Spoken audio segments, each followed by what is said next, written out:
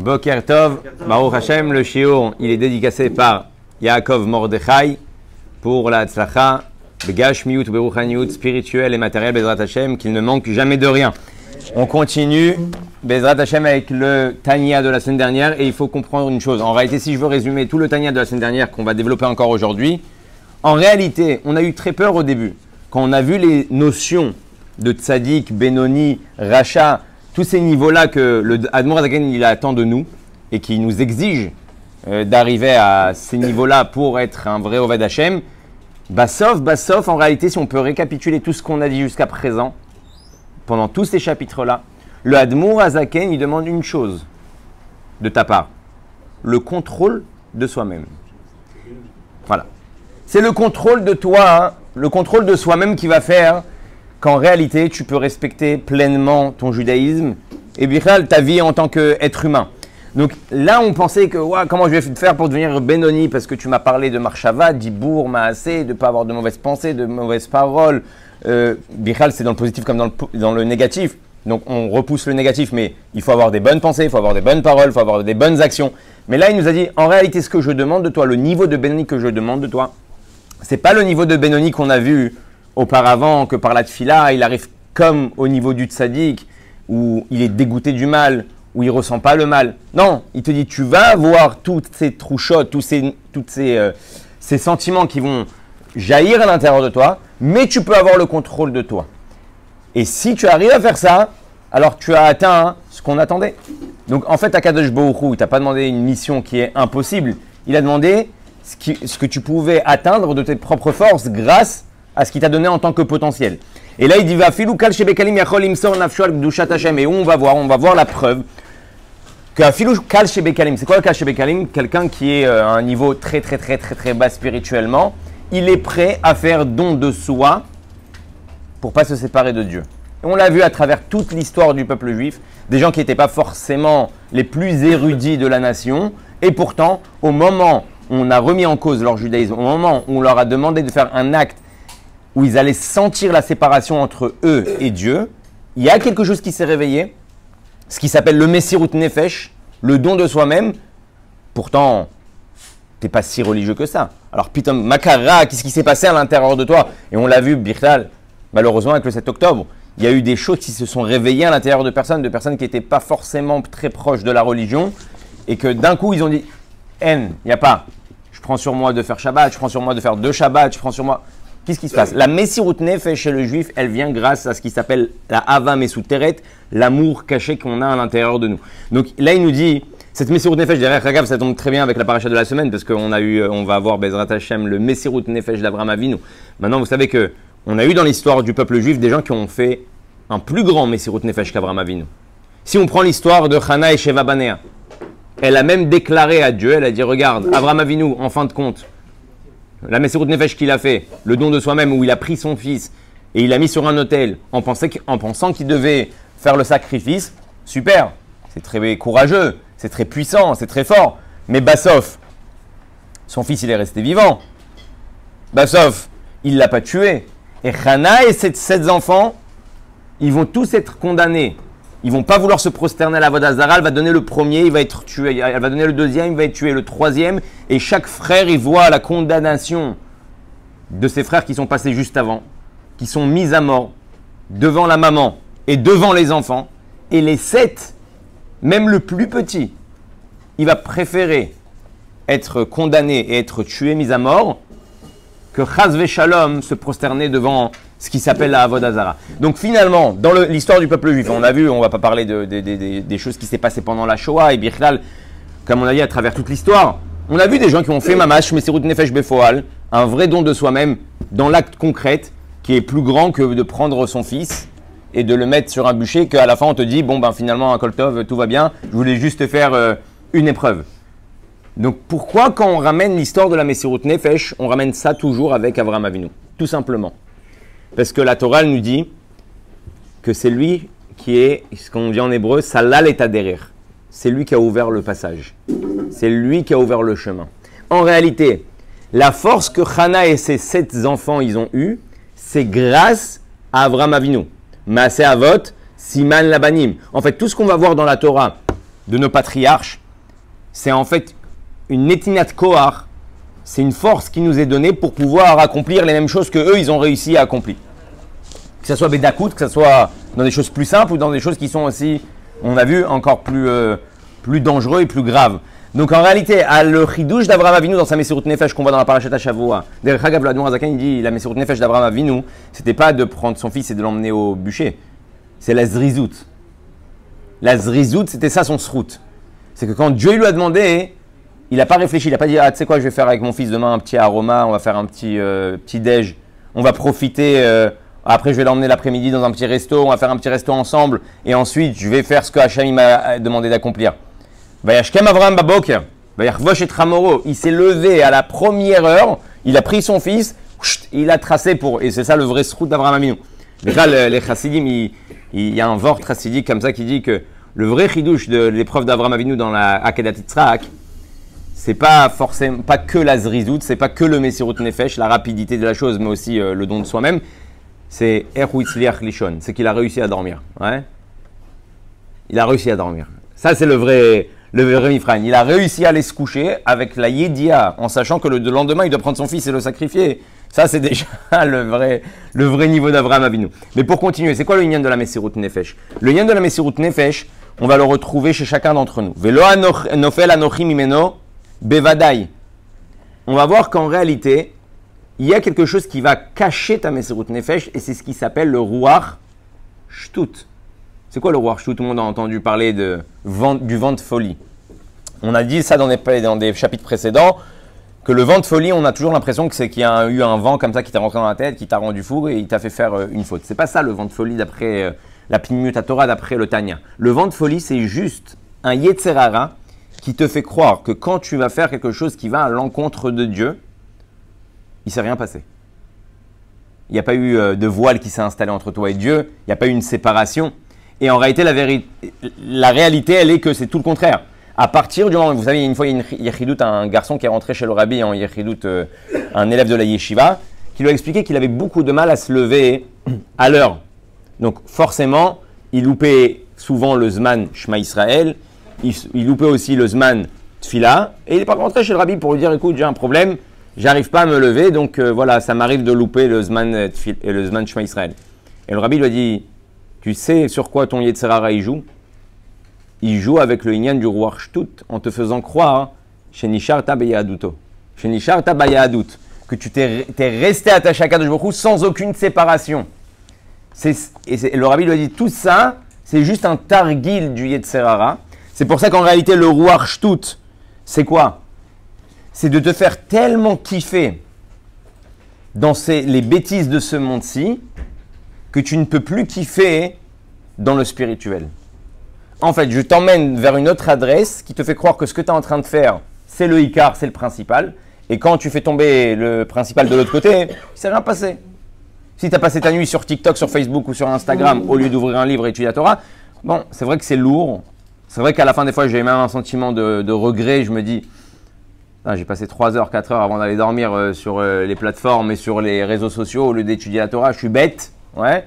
Mais tu te dis pas, hein, j'ai à ce moment-là décidé de me déconnecter d'Akadosh Baruch Hu. Parce que si tu ressentirais vraiment ça, il n'y a pas de différence entre Avodah Zara, ouais, donc je sens quand je fais de la Avodah Zara que je suis en train de me détacher de Dieu, ou faire une autre chose, parce que toutes les fautes, elles découlent de Avodah Zara. Je vous rappelle que les 2 premières dibrot qu'Akadosh Baruch Hu, il a dit, Sanoch Hashem Elokecha, Lo Yelecha, Elokim Achirim. Tu n'auras pas d'autre Dieu, hormis moi. Ça veut dire quoi ces 2 phrases? Pourquoi Akadosh Baruch Hu, malgré que les Bnei Israël, ils sont sortis, les Neshamot sont sortis de leur corps quand Hachem il a parlé parce que c'était trop puissant. Hachem il s'est entêté à dire quand même les 2 premières. Pourquoi? Parce que la première, Anochi Hachem Elokecha, c'est toutes les mitzvot assez, c'est toutes les mitzvot positifs. Si je suis ton Dieu, donc tu dois faire ce que je t'ai demandé de faire.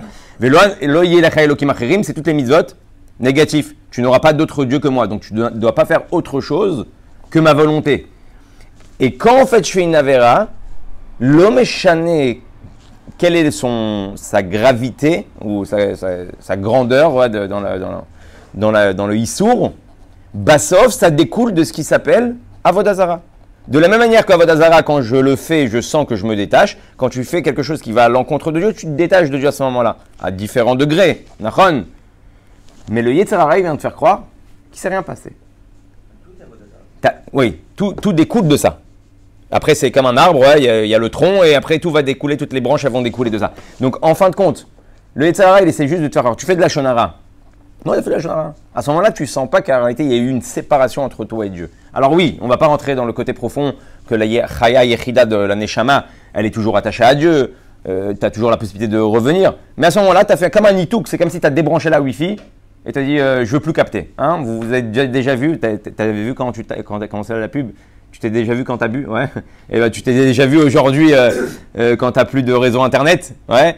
Tu vas à droite, tu vas à gauche, je comprends pas, tu réteins ton téléphone, tu le rallumes, tu essaies de te brancher, je comprends pas, j'arrive pas, le message il s'envoie pas. Bah, c'est exactement ce que tu fais. À chaque fois que tu fais quelque chose qui est une avéra, boum, c'est tu débranches le Wi-Fi entre toi et Dieu et tu crois que tu es connecté. Ça, c'est ce qu'il nous dit là de Morazaken. Alors, à l'intérieur de nous, il y a ce qui s'appelle Ahava Mesuteret. C'est comme ça, pas autrement, il n'y a rien à faire. Derrière Haga, vous savez que Avraham Avinu, l'union de sa Meserut Nefesh, elle était surtout sur Avraham Oavi. C'est quoi Avraham Oavi? Avraham Avinu, c'est le chesed. C'est donner. Avraham Avinu, c'est aimer. Toute la metziou, toute la réalité d'Avraham Avinu, toute l'identité d'Avraham Avinu, c'est peace and love. Tout le monde, il est beau. Je veux faire que du bien à tout le monde. Il va faire un hôtel, il va donner à manger aux voyageurs, il va nettoyer les pieds des gens qui rentrent chez lui. Il a aucun problème qu'un idolâtre vienne chez lui. Il va juste lui dire lave tes pieds et Baruch Haba, tu peux manger. Donc Avraham Avinu, c'est le top du peace and love. Et c'est comme ça qu'il a fait à l'époque beaucoup de guérim. Là, quand tu lui demandes de faire en réalité Mesirut Nefesh et de tuer son fils, tu vas à l'encontre de toute la compréhension d'Avraham Avinu dans sa vie et tu vas à l'encontre de tous ses sentiments. C'est pour ça que c'est le premier à avoir fait en réalité Mesirut Nefesh. Parce que souvent dans notre vie, on fait beaucoup de choses, mais jusqu'à que ça touche nos principes. Combien d'histoires il y a entre des séparations dans des couples, ou même des disputes avec des enfants, ou au sein de la maison, sur des principes. Là, pour moi, c'est trop. Là, il a dépassé les limites. Pour moi, c'est quoi dépasser les limites? J'ai un principe de vie. À ce moment-là, tu m'as fait le contraire de ce que je pensais. J'accepte pas. Et Avraham Avinu, c'est bidouc la même chose. C'est-à-dire, on vient, on lui annonce que presque à 100 ans, il a attendu pour avoir cet enfant tant désiré de sa femme, Sarah, avec qui il n'arrivait pas à avoir d'enfant. Il a un enfant, il le fait grandir, il l'éduque, il est déjà Yitzhak, il est déjà tzaddik, il est adulte, et d'un coup, on lui dit, bon, allez, vas-y, c'est bon, c'était sympa, t'as kiffé ou pas 37 ans avec lui? Ouais, bon, bah, super, maintenant, tu le prends, tu le tues. Ah. Normalement, une personne qui ne fait pas Mesirut Nefesh, à ce moment-là, il fait il pose des questions. Il a dit, ça veut dire quoi cette histoire-là? C'est quoi cette embrouille? Il se dit, peut-être c'est pas Dieu qui m'a parlé. Peut-être c'est le Satan qui m'a parlé. Peut-être c'est un coup du Yetzer Hara. Attends, je vais redemander à Dieu. 01, 02, 0 truc, il appelle. Dis-moi, c'est vrai, c'est ce que tu veux? Il essaie de négocier. Avraham Avinu dit, ok. Il prend, tout de suite et il y va. Et donc, en réalité, Avraham Avinu, il nous a montré que la Mesirut Nefesh, c'est d'être capable, donc non seulement, comme on a dit, de contrôler ses sentiments et ses façons de penser, et pas seulement de les contrôler, d'être capable de les éteindre pour faire ce que Dieu il attend de nous. C'est dans sa nature. Non, justement, c'est pas sa nature. Ah oui, Nachon, bidiouk, oui, bidiouk. C'est-à-dire que comme en réalité, c'était le contraire de ce qu'il pensait, qui allait lui arriver, et qu'il a été capable de le faire, c'est pour ça qu'on avait dit, il y a écrit Atayadati, maintenant je sais. Jusqu'à présent, toutes les épreuves que je t'ai fait, peut-être que tu avais un intérêt, peut-être que c'était compatible avec la mission de ta vie, que tu avais une prévision de comment les choses allaient se passer dans ta vie et ce que tu voulais faire dans ta vie. Et peut-être que finalement, l'Echlecha, de sortir de ton pays pour aller vers un autre pays, peut-être pour faire une autre shlichut, peut-être pour vous rencontrer d'autres personnes avec qui tu vas influencer, peut-être que ça reste un intérêt personnel. Quand tu fais Atayadat, quand maintenant tu vas prendre ton fils et tu fais un Maaseh Gvura qui est complètement contraire, je suis sûr, Akadosh Baruch Hu, il dit Atayadat, mais je sais que tu es avec moi. Donc c'est ça la Mesirut Nefesh. Est-ce que tu es capable de prendre tes désirs, tes volontés, tes façons de penser, les mettre de côté pour faire ce qu'il faut faire? Si oui, alors tu es dans un niveau déjà de Mesirut Nefesh. Et donc on a dit que la Klippa, elle a tout intérêt à éteindre ton Mesirut Nefesh. Et pour éteindre ton Mesirut Nefesh, elle va cacher ta Avat Hashem, ta Avat Mesuteret, ton amour qui est à l'intérieur de toi envers Dieu. Et comment elle va cacher ça? En te faisant croire que ce que tu fais, c'est pas grave. Je me suis mis en colère. Bon, bah, c'est pas grave. Ça arrive à tout le monde de se mettre en colère. J'ai parlé de la shonara. Bon, qui fait pas de la shonara aujourd'hui? Sinon, il y en a un, une fois, il m'a dit, sinon, on parle de quoi? Hein? J'ai dit, comment ça, on parle de quoi? Je dis, ah ouais, on parle de quoi? Ok, tu te rends compte avec des copains, tu vas parler de quoi? Je sais pas, ça dépend ce que tu as dans la tête, mon gars. Ouais, si tu étudies la Torah, tu étudies la Lacha, tu as fait des chidushim sur la parashat à chaque fois, il y a tellement de choses à parler. Bichal, tu sais quoi, on parle d'éducation des enfants, on parle de la scolarité des enfants, on parle de choses qui sont intéressantes, ouais. Bah, sauf les gens, ils disent, ouais, bon. Et donc, il lui fait croire, le Yetzer Hara, que même s'il fait de la shonara, il s'est rien passé. Il a passé une bonne soirée, il a kiffé, il a pris une bière, il a rigolé avec ses copains, ils ont détruit la moitié des amis qu'ils connaissent, mais il s'est rien passé.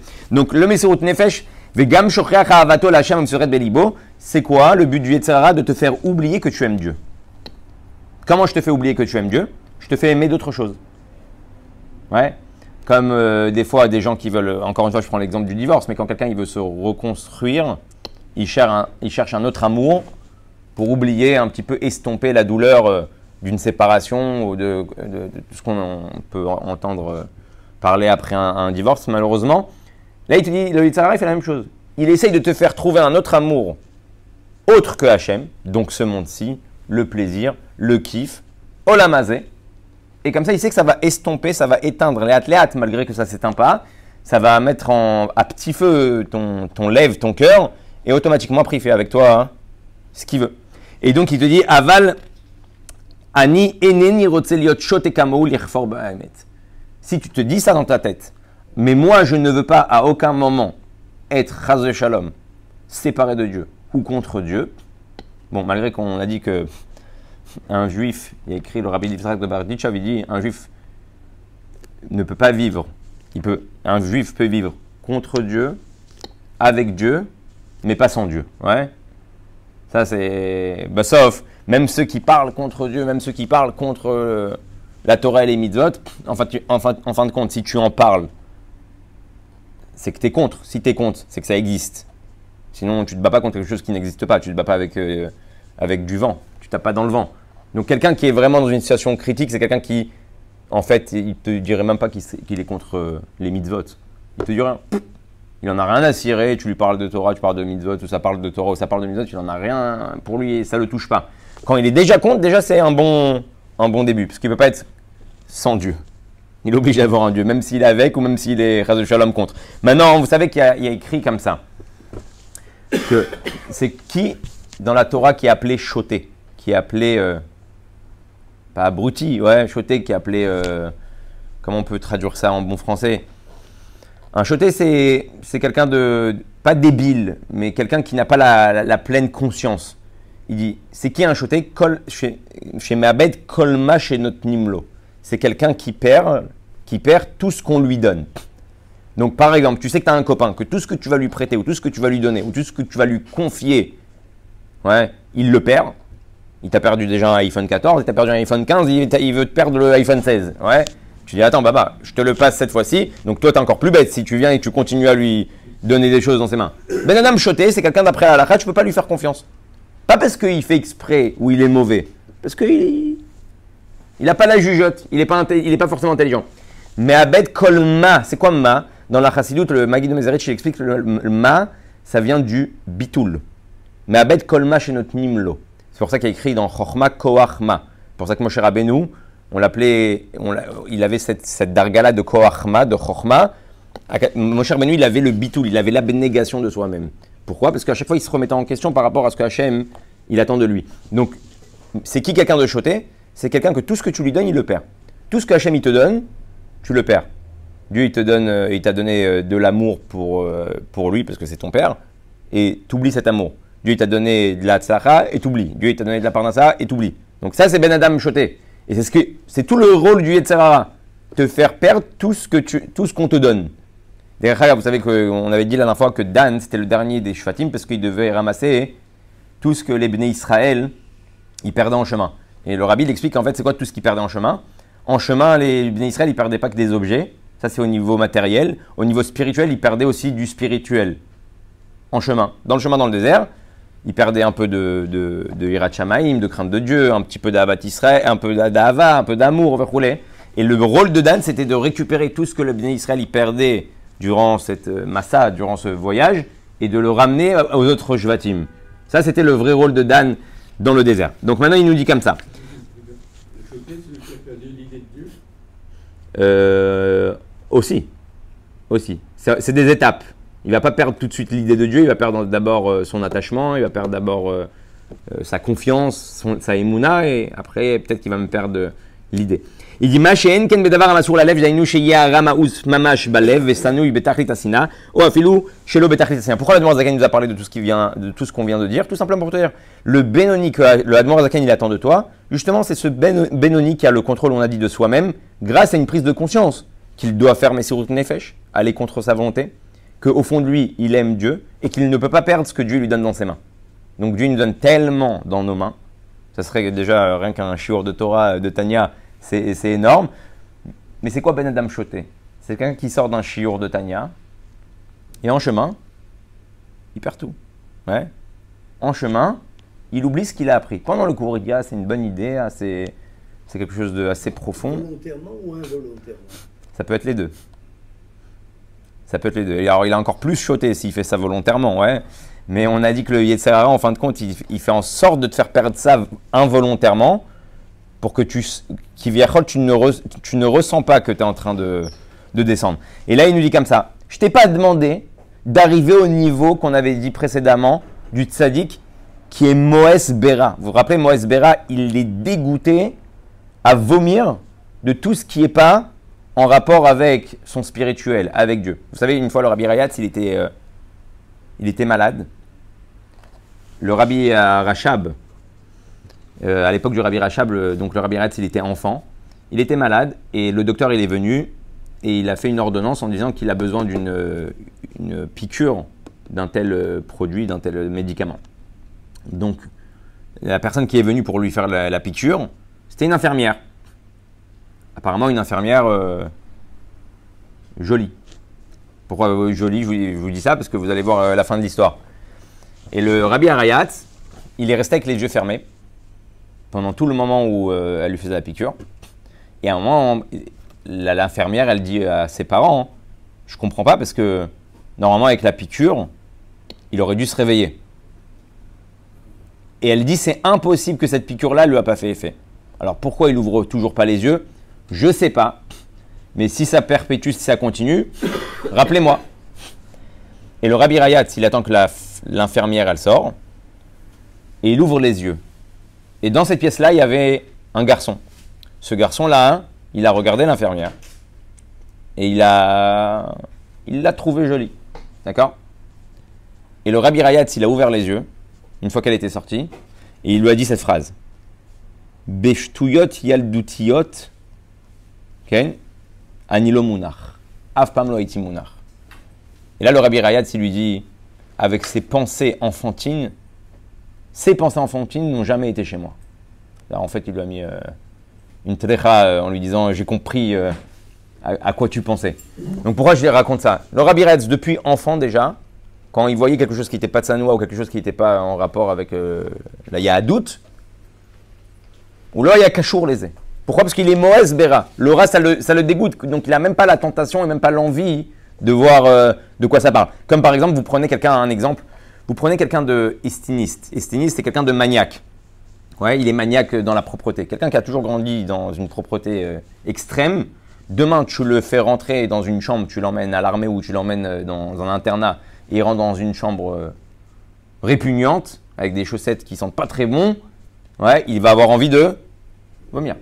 Donc en fait, les tzadikim, ils sont tellement habitués au tov, au bon, au plaisir d'être avec Hachem, que le résultat immédiat, c'est tout ce qui n'est pas dans ça, c'est un rejet. C'est un rejet, exactement. Pardon, je vais louper une phrase. Donc en réalité, chez les tzadikim, ce qui va se passer, c'est qu'ils n'ont pas seulement... Nous, on parlait jusqu'à maintenant de Hava Mesouteret. On a un amour caché. Cet amour caché-là, il n'est pas assez puissant pour te dégoûter du mal. Mais il est assez puissant pour te faire prendre conscience de ne pas faire quelque chose qui n'est pas la volonté de Dieu. Ensuite, on a Hava Kerish Peesh et on a le top de l'amour, c'est Hava Beta Anugim, l'amour du plaisir. Cet amour du plaisir, c'est le niveau qu'atteignent les tzadikim quand ils sont très proches de Dieu, et bien, ils sont très proches de Dieu. Les itaneg al-Hashem en olam haba, et ils vont commencer à ressentir ce qui s'appelle le olam haba, le monde futur. Donc en fait, Akadosh Baruch Hu, il leur donne dès à présent l'avant-goût de ce qu'ils vont recevoir là-haut. Et comme on sait que là-haut, c'est olam shekulotov, c'est un monde qui est entièrement tov et bon. Donc dès à présent, ils commencent à profiter de ça. Et sur ça, les chachamim, ils ont dit Olamecha tiré bechayecha. Ton monde, tu le verras dans ta vie. C'est-à-dire quoi, ton monde, tu le verras dans ta vie? Ton monde futur, celui qui arrive à ce niveau-là, il peut déjà commencer à en profiter durant sa vie. C'est-à-dire, il n'a même pas besoin d'attendre en réalité d'être au Olam Haba pour commencer à recevoir et à percevoir l'amour fou. Les effets, exactement. Ve'en kol adam zoche leze ki zeu ken kibul sachar. Et pas tout le monde peut arriver à ce niveau-là, et ça nous rassure. Pourquoi ça nous rassure? Parce que si on nous avait dit qu'il fallait ressentir ça, on serait posé beaucoup de questions sur notre attachement à Dieu. L'Admor Zaken, il dit, pas tout le monde, c'est quoi? C'est un sachar. De la même manière que le monde futur, c'est un sachar, et bien en fait, de ressentir ça dans ce monde-là, c'est un sachar que Dieu, il donne aux tzadikim. Qui dit, Tiv avodat matana eten, et keunatren vechoule, vegomer, comme shidbaer b'makom acher. Velachen, Amar, Eyov, Barata, Tzadikim, Vechoule. Et sur ça, on va s'arrêter. Vous vous rappelez, celui qui se rappelle, je crois une 60aine de chiours en arrière, quand on a commencé le premier chapitre du Tanya, on a eu plusieurs questions. Une des questions qu'on a répondu la semaine dernière, c'était, il y a écrit Tiye Tzadik, Majmemoto Tiye Tzadik, Veal Tiye Racha, Vafilu Kola Olam Kulo Merlecha Tzadikata, Tiye Beinecha Keracha. Même si le monde entier dit que tu es un Tzadik, vois-toi comme un Racha. Et là-bas, le Admor Zaken avait posé une question. 2 secondes. Pourquoi tu veux te voir comme un rachat? Alors que si tu te vois comme un rachat, tu vas arriver à 2 possibilités. Soit tu vas être en dépression, ou soit tu vas dire rachat pour rachat. Alors comment la Torah elle te dit regarde-toi comme un rachat? Et d'un autre côté, elle te dit sois un tzaddik. Et même si le monde entier te dit soit tzaddik, soit comme un rachat. On a répondu à cette question déjà du premier chapitre. En fait, le Admor Zaken va répondre à 3 questions dans ce chapitre-là. La première réponse qu'il va donner, c'est que comme il parlait du Benoni, donc il te dit quoi? Le monde entier va te dire que tu es tzaddik. Parce qu'effectivement, le Benoni, il ne fait pas de faute. Donc les gens, ils vont t'appeler tzaddik. Parce qu'ils ne connaissent pas la profondeur de ton âme. Ils voient juste qu'extérieurement parlant, tu arrives à avoir un contrôle de toi-même sur tous les points de vue. Mais il te dit, regarde-toi comme un rachat. Il ne te dit pas sois un rachat. Vois-toi comme un rachat. Pourquoi? Pour te rappeler à toi en tant que Benoni. Ne crois pas une seconde que tu as atteint le niveau de tzaddik et que ton Yetzerara, il a été éradiqué. Parce qu'à n'importe quel moment, il peut surgir. Il faut dire que c'est pas un acquis en fait. Exactement, parce que sinon tu vas baisser la garde, tu vas dire ah bon, tzaddik, c'est vrai que finalement je fais pas de faute. Tout le monde te dit que t'es tzaddik, c'est au top. Bon, Baruch Hashem, dans notre génération, tout le monde est tzaddikim. Va merkulam tzaddikim. Tu vois des belles affiches de Rabbani, Magaon, Agadol, Patish, Chazak. Ouais, tout le monde c'est devenu des Géonim, Baruch Hashem. Exactement, on baisse la garde, mais tu as oublié que tu étais Benoni, que le Benoni, le Yetzerara, à n'importe quel moment, il peut revenir, et là, tu prends un uppercut, et tu peux tomber. Donc là, il a répondu à ça. Pourquoi on te dit Tzadik et Racha? Pour te dire, n'oublie pas que tu es Benoni.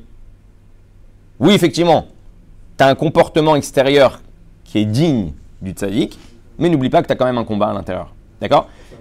Maintenant, ouais, ça on le sait. Maintenant, mais pourquoi il dit ça? Parce que la deuxième question, une des questions qu'il avait posées dans le chapitre 1, c'était que Eyov, il a dit Velachen Amar, Eyov, Barat Tzadikim. Eyov, il a dit Dieu, tu as créé des Tzadikim. Et les Chachamim, dans la Sechet Nida, ils disent attends, tu peux pas dire ça. Pourquoi tu peux pas dire ça? Parce qu'il y a écrit que quand Dieu il fait descendre une Neshama, il décide si cette personne-là, elle va être grande, elle va être petite, elle va être belle, elle va être moche, elle va être intelligente.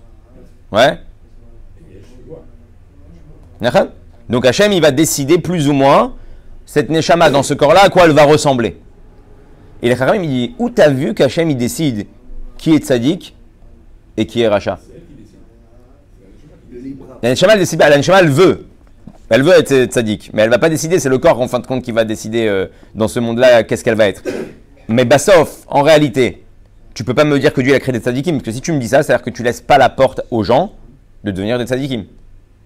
Tzadik ve Racha le Kamar, et même Racha. C'est quoi? Tu veux dire à quelqu'un, Dieu t'a créé Racha, bon bah c'est tout, hein, une malasote, tu vas être Racha toute ta vie, ça contredit toute la Torah. Et il dit le Admor Zaken en réalité pourquoi Eyov il a dit ça?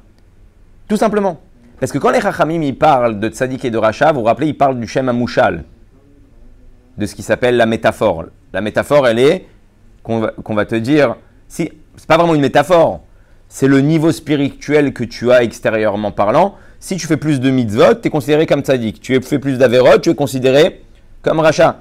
Donc les Chachamim disent, tu peux pas dire tu as créé des Tzadikim, tu as créé des Rechaim, parce qu'il y a le libre arbitre. Donc c'est lui qui va décider dans quel niveau il se retrouve. Mais là, Yov, de quoi il parle? Il parle en fait du Tzadik du Tanya. Le Tzadik du Tanya, maintenant on comprend que c'est pas donné à tout le monde. Il y a deux possibilités. Soit Dieu, il t'a fait naître comme ça, donc tu es né Tzadik, ou soit Dieu, par ton effort, par ton travail et ton assiduité du combat contre le Yetzera, comme on vient de dire, il a décidé de te faire un cadeau. Ouais. Il te donne pas shoot un cadeau, et d'un coup tu arrives à cette perception-là, à ce niveau-là, mais c'est pas en réalité de tes propres forces. Tu as fait l'effort, mais le salaire il est beaucoup plus grand par rapport à ce que tu as fourni. En fait, c'est pas shoot un cadeau pour il a un moment, il te dit bon allez pour toi, cadeau, tu passes de pas seulement de Racha à Benoni, tu passes de Benoni à Tzadik. Ouais. Donc c'est pour ça que Yov il a dit tu as créé des Tzadikim. Donc tout simplement pour nous dire qu'en réalité, oui, il y a une possibilité que Dieu décide que tu deviennes Tzadik. Ok. C'est ce qu'il a fait avec Abraham. Il faisait les œuvres, il a switché pour qu'il devienne à la hauteur de ce qu'il pouvait être. Ouais, sur Abraham, je pense qu'on peut même dire qu'il est né Tzadik. Parce que déjà, on sait qu'à l'âge de 3 ans, il a cassé les psalim de son père. Il n'avait pas encore... Il a 74, il a pas. Ouais, il a attendu pour le dévoilement. Il faut savoir que chez le Ham Israël, il y a plusieurs niveaux. Il y a ce qui s'appelle dans la Kabbalah, dans le Zohar, Chassidim, Giborim Amit Gabrim Alitzram, les forts qui arrivent à combattre leur Yetzerara, donc on fait référence au Benoni, Mare Torah, Nevi'im, il y a aussi le mot Chozim que l'Admor Zaken ici, il n'a pas écrit, Tzadikim, Vechule Ayen Sham, donc on va avoir 6 niveaux que le Zohar mentionne, qui sont en fait Keneged les 6. C'est quoi les 6? C'est quoi 6? Ouais. Et non, les 6, c'est en réalité les 6 midot.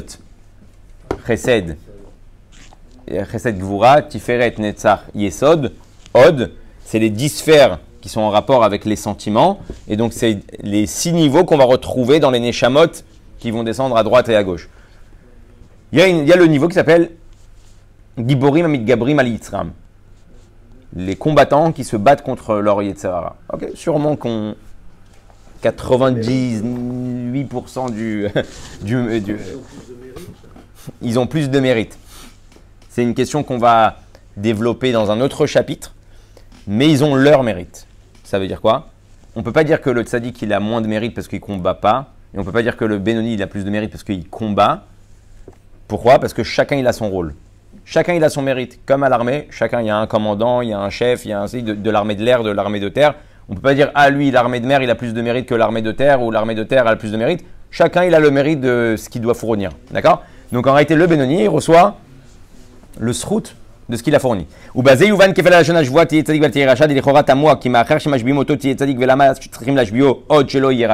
Et maintenant il répond encore une troisième question du premier chapitre. C'est quoi la troisième question? C'est pourquoi on dit au début Mashbi moto ti et tzadik val ti racha. On le fait jurer avant qu'il descende, soit tzadik, hein, et surtout ne sois pas racha.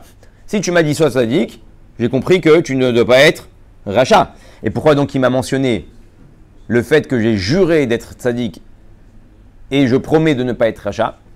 Et là, Mishum Shen Kol Adam Zochel Liot Tzadik Ve'en Adam Mishpat Aprira Bezekol Kach Leitaneg El Hashem Behemet Ve'She'ara Maus Mamash Behemet, parce que pas tout le monde peut arriver à ce niveau-là de tzadik, comme on a dit, d'être dégoûté du mal et d'être que attaché au bien. Donc, la Chen Majmim Shenit Al Racha Al Kol Panim. Essaye d'être tzadik, mais c'est pas sûr que tu vas y arriver. Donc, déjà ça nous enlève un petit peu de dépression, parce que dans notre tête, quand on pense qu'on doit arriver à ce niveau-là spirituel, on se dit waouh, je suis très très très très loin, j'y arriverai jamais. Là, il te dit non, Dieu t'a pas demandé de vomir si tu vois quelque chose qui est une avéra ou quelque chose qui est mauvais. On te demande juste de tourner la tête, de ne pas voir, de ne pas y penser. C'est tout ce qu'on te demande. Ok? Et ça peut même t'attirer. Ça peut même te donner envie. Ok, c'est ton niveau spirituel et à Kol Tov, et c'est ce que Hachem il attend peut-être de toi. Mais là, il te dit Al-Ti Racha, au moins si tu n'arrives pas au niveau de Tzadik, alors ne va pas dans le niveau Racha. Benoni. On revient encore au Benoni. שבזה משפט הבחירה והרשות נותנת לכל אדם למשול ברוח טהרתו ובלבדו ולכבוש יצרו שלא יהיה רשע אפילו שעה אחת על כל ימיו, בין בבחינת סור מרע, בין בבחינת ועשה טוב. Et oui, c'est donné à chacun d'entre nous d'être sous contrôle total à n'importe quel moment de sa vie, que ça soit pour le positif comme le négatif. J'explique, ça veut dire quoi? Dans le négatif, donc de ne pas faire, et dans le positif, de faire. Des fois, tu peux avoir une chose positive qui se présente à toi, et tu as la flemme de le faire. Là aussi, tu loupes une mitzvah ou tu loupes quelque chose que Hachem il attend de toi. Là aussi, tu rentres dans un petit souci vis-à-vis de ta mission. Donc, quelqu'un qui réfléchit réellement, il a cette possibilité à n'importe quel moment de faire le bien et de repousser le mal. Quand je dis de faire le bien, de ne pas arriver à un matzav de hatzlanout, de flemme et de dire bon, je ferai ça plus tard. Ah, Birkat Alevana, bon, c'est pas grave, je le ferai demain soir. Bon, c'est pas grave, là, je suis pressé, je la ferai un autre jour. On peut le faire seul ou il faut être 10 à côté. C'est mieux de le faire à 10, mais on peut le faire seul. Ouais, on peut le faire seul. Donc, des fois, ça nous arrive. On dit, bon, et ça vient ça aussi du Yetzer Hara. Parce que si tu es vraiment attaché à Dieu et si tu comprends la grandeur de Dieu, j'ai quelque chose qui se présente à moi, je le fais. D'accord? Ve'en tov et la Torah, deinu Talmud Torah sheken kulam, et il n'y a pas plus grand que l'étude de la Torah, qui est le tov absolu. Donc, encore plus, si j'ai la possibilité et l'occasion de m'asseoir et d'étudier la Torah, je ne peux pas repousser cette étude-là à plus tard, hein, parce que Chaz Shalom, c'est encore un inyan du Yetzer Hara. Malgré tout, et sur ça on va finir, malgré tout, toi aussi, tu as la capacité, tu as la possibilité, je vois si on peut finir, non, on finira la semaine prochaine, tu as la capacité en réalité d'arriver de temps en temps, de temps à autre, ou dans certains niveaux, aussi à cette notion-là de tzaddik. Alors on ne te demande pas à toi en tant que Benoni d'avoir tout le temps ce dégoût-là des choses qui sont contre Dieu, mais oui, il y a des choses qui te dégoûtent. Il y a certaines avérotes que même à ton niveau là, à ton niveau à toi qui n'est pas tzaddik, ça te répugne, ça te dégoûte. Et tu tournes la tête, tu dis non, je veux pas voir, laisse-moi. Pourquoi pourquoi c'est rien, c'est une vidéo. Pourquoi tu veux pas voir? Parce que la chose elle te dégoûte. Et pourquoi elle te dégoûte? Parce qu'elle est contraire à ta avodat Hashem. Donc de temps en temps, tu as des petits rappels de tzidkout, de tzaddik à l'intérieur de toi, mais c'est pas ta metsiout, c'est pas ce que tu es. Tu n'arriveras pas à être comme ça tout le temps, tous les jours, dans n'importe quel domaine et dans n'importe quel sujet. Donc le Hadmour Zaken te dit, comme on a vu juste avant, sois à fond dans le sour mera et le asetov, ça c'est niten, ça on te l'a donné. Pourquoi? Parce que tu as Ava Mesuteret à l'intérieur de toi, tu as l'amour de Dieu à l'intérieur de toi qui est caché, tu as juste à dévoiler ce potentiel-là. Et tu peux faire le sour mera et le asetov parfaitement. Mais d'être au niveau des tzadikim qui sont Ava Beta Anugim avec un plaisir inouï envers Dieu quand ils vont prier, quand ils vont étudier, quand ils vont faire, ça je ne te l'ai pas demandé, je sais que tu n'y arriveras pas forcément. Mais essaie de temps en temps d'arriver à ce niveau-là, au moins dans certaines choses. Si quelqu'un, vous savez, on a tellement parlé des fois dans la Torah, c'est interdit de manger du porc. Si demain je te pose une assiette et je te dis pas que c'est Chaz Shalom du truc et que tu as commencé à manger, d'un coup je te dis ah, je crois qu'il y a du lardon dedans. Qu'est-ce que tu vas faire? Ouais. Mais pourquoi? Parce que dans cette nekuda-là, tu es comme le tzaddik. Dans cette mitzvah-là ou dans cette avéra-là, tu as ce même niveau. Donc il dit la Noir Zaken, malgré que je t'ai pas demandé d'être comme ça tout le temps, essaye de temps en temps, de temps à autre, et dans certains domaines, de ressentir ce inyan de dégoût contre les choses qui vont à l'encontre de Dieu. Voilà pour aujourd'hui.